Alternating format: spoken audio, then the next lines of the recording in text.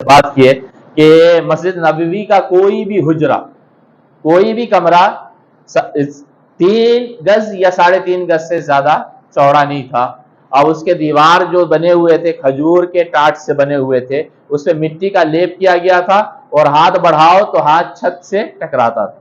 اور اس گھر میں کون ہے جسے نبی صلی اللہ علیہ وسلم فرماتے ہیں کہ دنیا کی عورتوں کی جو سردار ہے وہ اس گھر میں رہا کرتی تھی، اور جو جنتی عورتوں کی سردار ہے اس کا یہ محل تھا۔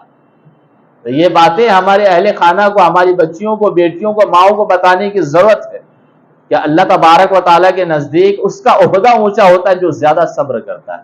اللہ کے تھوڑے دیے پہ بھی جو راضی ہو جاتا ہے، اللہ اس کے تھوڑے عمل پہ بھی راضی ہو جائے گا۔ تو آگے ہم بات کرتے ہیں کہ نکاح کے تعلق سے، اس لیے کہ اب ہمیں اسے تھوڑا سا جلدی سے ختم بھی کرنا، ہم کریں گے، اہل بیت ہی ہماری زندگی ہے، ہم بات کریں گے، ٹھیک ہے۔ سیدہ فاطمہ الزہرا رضی اللہ تعالی عنہا کی شادی کے وقت عمر کتنی تھی، اس کے بارے میں کئی روایتیں ہیں۔ ایک مشہور روایت ہے کہ شادی کے وقت آپ کی عمر مبارک جو ہے 18 سال تھی، اور حضرت علی رضی اللہ تعالی عنہ کی 21 سال 5 ماہ تھی۔ اور ایک اور روایت ہے انوار المحمدیہ من المواہب اللدنیہ کتاب میں کہ حضرت فاطمہ الزہرا رضی اللہ تعالی عنہ کی عمر 15 سال 5 مہینے اور 15 دن 15 دن کی مبارک تھی جب ان کی شادی ہوئی۔ حضرت علی رضی اللہ تعالیٰ عنہ کیا 21 سال 5 ماہ کے تھے۔ بہرحال میں پہلے بتایا کہ ان کی ولادت میں، پیدائش میں ہی اختلاف ہے، ٹھیک ہے۔ ہم جس اعتبار سے چلیں اس اعتبار سے اگر جوڑیں تو 15ویں سال میں حضرت فاطمہ الزہرا رضی اللہ تعالیٰ عنہ ہجرت کرتی ہیں، اور 15ویں سال میں ہجرت کرتی ہے، اور ہجرت کے دوسرے سال جب ان کا نکاح ہوتا ہے تو آپ جوڑ دیں کون سا کیا سال کی عمر ہوگی؟ 18واں چل رہا ہے، یہ بات سمجھ میں آ رہی۔ بہرحال مسند امام احمد بن حنبل کی روایت ہے کہ نبی صلی اللہ علیہ وسلم اپنی کسی بھی بیٹی کی جب شادی کرنے کا ارادہ کرتے اور ان تک کسی کا نکاح کا پیغام آتا کہ کوئی اپنا نکاح کا پیغام لے کر آیا ہے نبی صلی اللہ علیہ وسلم کی بیٹیوں کے لیے، مقدس شہزادیوں کے لیے، تو نبی صلی اللہ علیہ وسلم اپنی بیٹیوں کے پاس تشریف لے جاتے اور بلند آواز سے فرماتے کہ فلاں شخص نے تمہارے لیے رشتہ بھیجا ہے، فلاں شخص نے تمہارے لیے رشتہ بھیجا ہے۔ اور اگر اس ارشاد کے جواب میں اگر بیٹیاں خاموش رہ جاتی تو نبی صلی اللہ علیہ وسلم یہ سمجھتے کہ یہ بیٹیاں راضی ہیں، کہتے کہ فلاں شخص کا تمہارے لیے رشتہ آیا ہے، اور بیٹیاں خاموشی اختیار کر لیتی تو ان کا خاموش ہونا ان کی رضامندی کی دلیل ہوتی۔ اسی طرح کہا یہ گیا کہ نبی صلی اللہ علیہ وسلم سیدہ فاطمہ الزہرا رضی اللہ تعالی عنہا سے بھی کہے تھے کہ تمہارے لیے فلاں کا رشتہ آیا ہے، تو وہ خاموش ہو گئی تھی حیا کی وجہ سے، تو نبی صلی اللہ علیہ وسلم ان کی رضا مندی سمجھے۔ اس میں کیا ہے، طبقات ابن سعد میں ہے کہ حضرت علی رضی اللہ تعالیٰ عنہ کو سب سے پہلے مشورہ دینے والے شادی کے لیے کون ہیں؟ ان کے گھر والے ہی ہیں، گھر والے ہی کہتے ہیں کہ فاطمہ کے لیے نبی صلی اللہ علیہ وسلم کی بارگاہ میں اپنا رشتہ بھیجو، ٹھیک ہے۔ لیکن اس کے تعلق سے یہ ہے کہ جب سیدہ فاطمہ الزہرا رضی اللہ تعالی عنہا کے عمر مبارک شادی کی ہو گئی تو مہاجرین اور انصار یہ لوگ ان میں جو معززین تھے یہ سب کے سب اپنا رشتہ بھیجنے لگے، لیکن نبی صلی اللہ علیہ وسلم سب کو یہ جواب دیتے میں خدائی فیصلے کا منتظر ہوں کہ رب سیدہ فاطمہ الزہرا رضی اللہ تعالی عنہا کے تعلق سے جو فیصلہ کرے گا میں اس کے انتظار میں ہوں۔ یہاں تک کہ حضرت ابو بکر صدیق رضی اللہ تعالیٰ عنہ بھی یہ اپنا رشتہ بھیجتے ہیں کہ میں آپ کی بیٹی سیدہ فاطمہ الزہرا رضی اللہ تعالیٰ عنہ سے نکاح کرنا چاہتا ہوں۔ نبی صلی اللہ علیہ وسلم فرماتے ہیں انتظر بحلق القضاء، میں اس میں اللہ کی وحی کا انتظار کر رہا ہوں، اللہ کے پیغام کا انتظار کر رہا ہوں، رب میرا جیسا حکم دے گا جس سے کہے گا اسی سے میں ہی اس کا نکاح کرواؤں گا۔ یہ بات سمجھ میں آئی کہ حضرت ابو بکر اور حضرت عمر رضی اللہ تعالیٰ عنہما یہ دونوں ہی اپنے رشتے کا پیغام بھیجتے ہیں، لیکن نبی صلی اللہ علیہ وسلم کہتے ہیں کہ میں خدائی فیصلے کا منتظر ہوں کہ میرا رب جیسا فیصلہ فرمائے گا ویسا ہی میں کروں گا۔ تو ایک دن حضرت ابو بکر صدیق، حضرت عمر اور حضرت سعد بن معاذ رضی اللہ تعالی عنہم یہ لوگ مسجد نبوی میں اکٹھا ہو کر بات کر رہے تھے، اور سیدہ کا ذکر خیر نکل چلا، سیدہ فاطمہ الزہرا کا ذکر خیر نکلا، تو حضرت ابو بکر صدیق رضی اللہ تعالیٰ عنہ یہ فرماتے ہیں کہ تمام معززین نے اپنے نکاح کا پیغام بھیجا، لیکن نبی صلی اللہ علیہ وسلم یہی کہتے رہے کہ میں خدائی فیصلے کا منتظر ہوں. لیکن حضرت علی رضی اللہ تعالیٰ عنہ اب تک اپنے نکاح کا پیغام نبی صلی اللہ علیہ وسلم کی بارگاہ تک لے کر نہیں پہنچے. تو اس کی وجہ میرے خیال میں ہے کہ ان کی غربت ہو سکتی ہے، کہ وہ غریب زیادہ ہیں تو اپنی غربت کو دیکھتے ہوئے شرم کی وجہ سے اپنے نکاح کا پیغام لے کر نہیں جا رہے ہیں. تو حضرت تو یہ کہتے ہیں کہ ہمیں چاہیے کہ ہم حضرت علی رضی اللہ تعالیٰ عنہ کے پاس چل کر ان سے نبی صلی اللہ علیہ وسلم کے بیٹی کے رشتے کے لیے اپنا پیغام بھیجنے کے لیے ہم انہیں راضی کریں. ہم انہیں راضی کریں کہ وہ سیدہ فاطمہ الزہرا رضی اللہ تعالیٰ عنہا سے نکاح کا پیغام نبی صلی اللہ علیہ وسلم کی بارگاہ تک بھیجیں، اور اگر وہ تنگ دستی مال کی کمی بتائیں تو ہم ان کی مدد کریں گے. صحابہ کرام، شیعہ لوگ کیا کہتے ہیں کہ حضرت ابو بکر، حضرت عمر، عثمان غنی، یہ لوگ کیا ہے حضرت علی رضی اللہ تعالیٰ عنہ سے جلا کرتے تھے. اگر جلا کرتے تھے تو یہ فیصلہ کرتے کہ چل کے ہم انہیں راضی کرتے ہیں کہ وہ سیدہ سے نکاح کا پیغام بھیجے، اور تنگ دستی، مال کی کمی اور غربت اگر وجہ بتائیں گے تو ہم ان کی مدد کریں گے. تو یہ سب حضرات حضرت علی رضی اللہ تعالیٰ عنہ کے تلاش میں نکلتے ہیں تو پتہ ہی چلتا ہے کہ حضرت علی رضی اللہ تعالیٰ عنہ کسی نخلستان میں اونٹوں کو چرا رہے ہیں. تو وہاں پہنچتے ہیں. پہنچنے کے بعد یہ حضرت علی رضی اللہ تعالیٰ عنہ جو اونٹ چرا رہے تھے یہ اجرت پہ، یعنی چرائیں گے تو کچھ پیسہ ملے گا.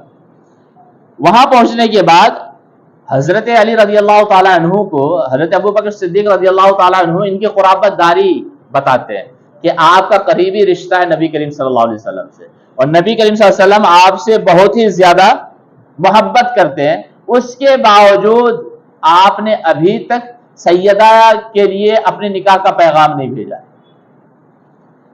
راوی فرماتے کہ یہ سننے کے بعد حضرت علی رضی اللہ تعالی عنہ کی آنکھوں میں آنسو آ جاتے اور فرماتے کہ ابو بکر، غربت نے مجھے روکے رکھا، مجھے میری غریبی نے روک رکھا ہے. مطلب حضرت علی رضی اللہ تعالیٰ عنہ بھی چاہتے تھے کہ ہاں سیدہ سے میرا نکاح ہو جائے. تو حضرت ابو بکر صدیق رضی اللہ تعالیٰ عنہ فرماتے کہ اے علی، اللہ اس کے رسول کی بارگاہ میں دولت کی حیثیت غبار کے برابر بھی نہیں ہے، جو دھول ہے اس کے برابر بھی نہیں ہے. آپ جائیں نبی صلی اللہ علیہ وسلم کی بارگاہ میں سیدہ کے لیے پیغام لے کر، اللہ اس کے رسول کی بارگاہ میں دل دیکھا جاتا ہے، دولت نہیں دیکھی جاتی. تو یہ لوگ اتنا موٹیویٹ کرتے ہیں کہ حضرت علی رضی اللہ تعالیٰ عنہ راضی ہو جاتے ہیں. آپ دیکھیں جو شیر خدا ہے، شیر خدا ہے، آپ کو معلوم ہے کہا گیا ہے کہ حضرت خالد ابن ولید کو موت بسترے پہ آئی، میدان جنگ میں نہیں. 100 سے زیادہ جنگوں میں وہ شامل ہوئے ہیں اور کہتے تھے کہ ہر جنگ میں اس لیے جاتا ہوں کہ میں شہید ہو جاؤں. اور آخر میں کہتے ہیں وفات کے وقت کون کہتا ہے کہ موت جنگ کے میدان میں آتی ہے؟ جنگ کے میدان میں آتی تو خالد ابن ولید بسترے پہ انتقال نہیں کرتا. تو علماء اکرام فرمائے یہ ہے کہ نبی صلی اللہ علیہ وسلم نے فرمایا تھا خالد ابن ولید کو یہ سیف اللہ ہے، اللہ کی تلوار ہے، اور دنیا میں کسی کے اندر اتنی طاقت نہیں کہ اللہ کی تلوار کو توڑ دے. اسی وجہ سے انہیں میدان جنگ میں موت نہیں آئی بلکہ بستر پہ آئی.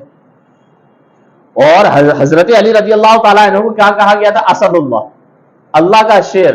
اللہ کے شیر کو کوئی سامنے سے وار کر کے نہیں مار سکتا تھا، اس لیے ان کے پیٹ پیچھے وار کیا گیا. لیکن انہیں بھی موٹیویٹ کرنے کی، ان کی بھی حوصلہ افزائی کی ضرورت پڑی. اور جب حوصلہ افزائی کر دی گئی تو جب یہ شام کو لوٹے گھر کی طرف تو فوراً حضرت علی رضی اللہ تعالیٰ عنہ ام سلمہ کی گھر کی طرف روانہ ہوئے اور جا کے دروازہ کھٹکھٹائے. اندر سے آواز ہے، ام سلمہ کہتی ہے کون ہے دروازے پر؟ یہ خاموش رہ جاتے ہیں. اب بات یہ ہے نا، کبھی کبھی آپ کسی کو موٹیویٹ کر دو نا، وہ کام کرنے لگتا ہے، اور تھوڑی دیر کے بعد جب اسے یاد آتا ہے کہ میں کیا کر رہا ہوں تو ہکا بکا رہتا ہے. تو حضرت علی رضی اللہ تعالیٰ عنہ وہاں تک تو پہنچ گئے، لیکن جب دروازہ کھٹکھٹائے اور اندر سے ام سلمہ رضی اللہ تعالیٰ عنہ کی آواز آئی کون ہے دروازے پر، تو بالکل خاموشی اختیار کر لیے. تو نبی صلی اللہ علیہ وسلم ام سلمہ سے کہتے کہ اٹھو دروازہ کھول دو. یہ وہ ہیں جن سے اللہ اس کا رسول محبت کرتا ہے، اور یہ بھی اللہ اس کے رسول سے محبت کرتے ہیں. حضرت ام سلمہ عرض کرتے کہ میرے ماں باپ آپ پر قربان یا رسول اللہ صلی اللہ علیہ وسلم، یہ ہے کون؟ تو نبی کریم صلی اللہ علیہ وسلم ارشاد فرماتے یہ میرا بھائی ہے اور مجھے سارے مخلوق میں سب سے بڑھ کر پیارا ہے۔ حضرت ام سلمہ فرماتی ہے کہ میں اس تیزی سے اٹھی کہ چادر میں میرا پیر الجھ گیا، اس تیزی سے اٹھی کہ چادر میں میرا پیر الجھنے لگا۔ میں دروازہ کھولی تو دیکھتی ہوں کہ دروازے پہ حضرت علی رضی اللہ تعالیٰ عنہ ہیں۔ جب تک دروازے سے ہٹے نہیں حضرت علی اندر داخل نہیں ہوئے، جب تک میں دروازے سے ہٹے نہیں حضرت علی رضی اللہ تعالیٰ عنہ اندر داخل نہیں ہوئے۔ جب میں ہٹ گئی تو وہ آئے نبی کریم صلی اللہ علیہ وسلم کی بارگاہ میں باادب بیٹھ گئے اور زمین کوریدنے لگے۔ اور روض الفائق کی روایت ہے کہ حضرت علی رضی اللہ تعالیٰ عنہ باادب بیٹھے اور بیٹھنے کے بعد سر جھکائے اور زمین کورید رہے تھے۔ نبی صلی اللہ علیہ وسلم فرماتے علی کچھ کہنا چاہتے ہو؟ کہتے اللہ کے رسول کہنا چاہتا ہوں، اور شرماہٹ چہرے پہ ظاہر ہونے لگی۔ نبی صلی اللہ علیہ وسلم فرماتے علی تمہارا مرتبہ بہت اونچا ہے میری نزدیک، کہو جو کچھ کہو گے وہ قبول کیا جائے گا، جو عرض کرو گے جو مانگو گے وہ دیا جائے گا۔ حضرت علی رضی اللہ تعالیٰ عنہ شرماتے اور حوصلہ بڑھانے کے بعد عرض کرتے ہیں کہ اللہ کے رسول میں فاطمہ کے تعلق سے نکاح کا پیغام لے کر آیا ہوں۔ نبی صلی اللہ علیہ وسلم فرماتے ہیں، حضرت ام سلمہ رضی اللہ تعالیٰ عنہ فرماتی ہے کہ جیسے نبی صلی اللہ علیہ وسلم سنتے یہ ہے کہ حضرت علی سیدہ فاطمہ الزہرا کے لیے نکاح کا پیغام لے کر آئے ہیں، یہ سنتے ہی نبی صلی اللہ علیہ وسلم کا چہرہ مبارک خوشی سے کھل اٹھتا ہے، چہرے پہ روشنی آ جاتی ہے، چمک دمک اٹھتا ہے نبی صلی اللہ علیہ وسلم کا چہرہ مبارک۔ مطلب یہ ہے کہ حکم الہی یہی تھا کہ حضرت علی رضی اللہ تعالی عنہ کا نکاح کس سے ہوگا؟ سیدہ فاطمہ الزہرا رضی اللہ تعالی عنہا سے۔ آپ دیکھیں کتنا سادگی ہے۔ اچھا اس دور میں کوئی لڑکا ہمارے پاس آ کے بولے کہ میں آپ کی بیٹی کا آپ سے بیٹی سے نکاح کرنا چاہتا ہوں، آپ کی بیٹی کا نکاح کا پیغام لے کر آیا ہوں، کیا وہ صحیح سلامت واپس جا پائے گا؟ لیکن ہمارا طریقہ کیا ہے؟ آپ کو اپنی بیٹی کی شادی فلانے سے کرنی ہے یا نہیں کرنی یہ آپ کا مسئلہ، لیکن دوسرے کا حق ہے کہ اگر وہ آپ کے گھر کی کسی عورت کو پسند کرتا، وہ کنواری ہے یا بیوہ ہے یا طلاق شدہ ہے، تو اپنا نکاح کا پیغام آپ تک پہنچا دے۔ آپ ایکسپٹ کریں یا رد کریں یہ آپ کی مرضی ہے، آپ اسے کچھ بولے نہیں۔ جس گھر میں لڑکی ہے اس گھر میں رشتے آئیں گے ہی، لیکن ہماری حالت یہ ہے کہ جو رشتہ لے کر آتا ہے ہم اسے بےہودہ سمجھ لیتے ہیں۔ اگر کوئی لڑکا خود آ کے بولے کہ میں نکاح کرنا چاہتا ہوں، آپ میرے گھر والے سے بات کر لے اگر پسند ہے، تو ہم اسے بےہودہ، بے شرم، بے حیا، نالائق سمجھیں گے، کہیں کتنا بدتمیز لڑکا ہے کہ اپنے نکاح کا پیغام خود لے کر آ گیا، اسے گھر میں بڑے بزرگ نہیں ہیں۔ مذہب اسلام یہ کہنے کی اجازت نہیں دیتا۔